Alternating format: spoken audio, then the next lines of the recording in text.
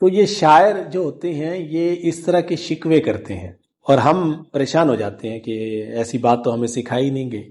اب آپ علامہ اقبال کو حکیم الامت کہتے ہیں نا، امت مسلمہ کا سب سے بڑا رہنما آپ تصور کرتے ہیں کم از کم 20ویں صدی کا، تو وہ کیا کہتا ہے؟ بڑی بڑی باتیں انہوں نے کی ہیں، بہت ساری باتیں کی ہیں، بس وہ کہتا ہے کبھی ہم سے کبھی غیروں سے شناسائی ہے۔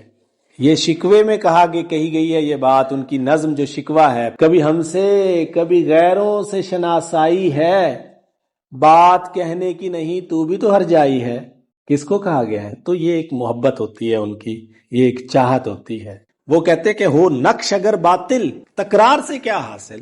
شعر دانی یا زبان دانی کے عروج کے زمانے میں کہا گیا یہ شعر ہے، بال جبریل کی غزل کا یہ شعر ہے۔ ہو نقش اگر باطل، تکرار سے کیا حاصل۔ اگر انسان برا ہے تو کیوں بناتا ہے؟ انسان برا ہے تو نہ بناؤ۔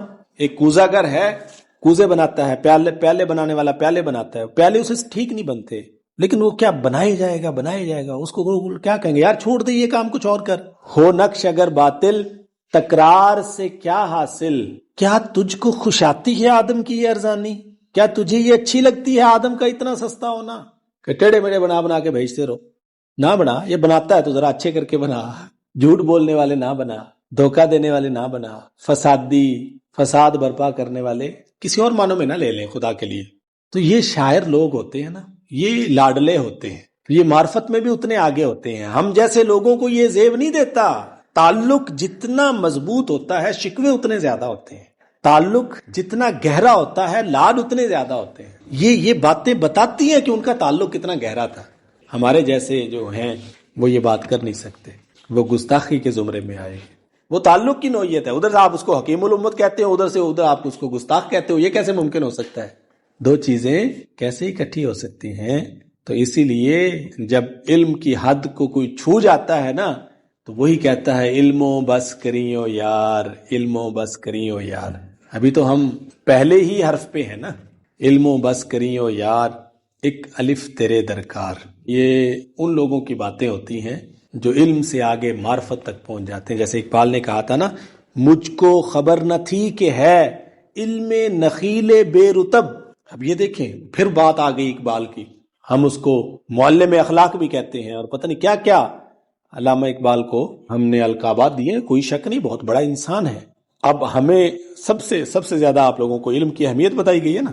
اب دیکھیں علامہ اقبال کیا کہتا ہے، مجھ کو خبر نہ تھی، مجھے تو پتہ ہی نہیں تھا، مجھ کو خبر نہ تھی کہ ہے علم نخیل، علم کا جو درخت ہے وہ بے رطب ہے، وہ تو پھل دیتا ہی نہیں ہے، علم کے درخت کو تو پھل لگتا ہی نہیں ہے، فضول قسم کا درخت ہے۔ کیا مطلب، کہنا کیا چاہتا ہے کہ علم سے آگے بڑھو، جہاں علم کے حدیں ختم ہوتی ہیں وہاں سے معرفت کی حدیں شروع ہوتی ہیں۔ تعلق تو جڑا ہونا چاہیے نا، تعلق تو ہونا چاہیے نا۔ ہم ایسے کیسے کہہ دیتے ہیں فلاں سے میرا بڑا گہرا تعلق ہے تو کہتے ہیں یا ایسے کہہ دیتے ہیں؟ یہ باتیں جو ہیں قابل غور ہوتی ہیں، اور ہمارے بڑے جو ہیں ایسے انا الحق کا نعرہ ایسے لگ گیا تھا۔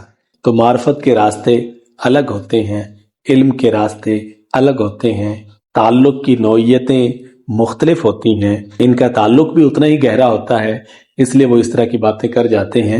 میرے جیسے لوگ جنہوں نے معرفت کی پہلی سیڑھی پر ہی قدم نہیں رکھا، جنہوں نے ابھی تک علم کو ہی مکمل طور پر نہیں جانا، وہ اس طرح کی گستاخی نہیں کر سکتے۔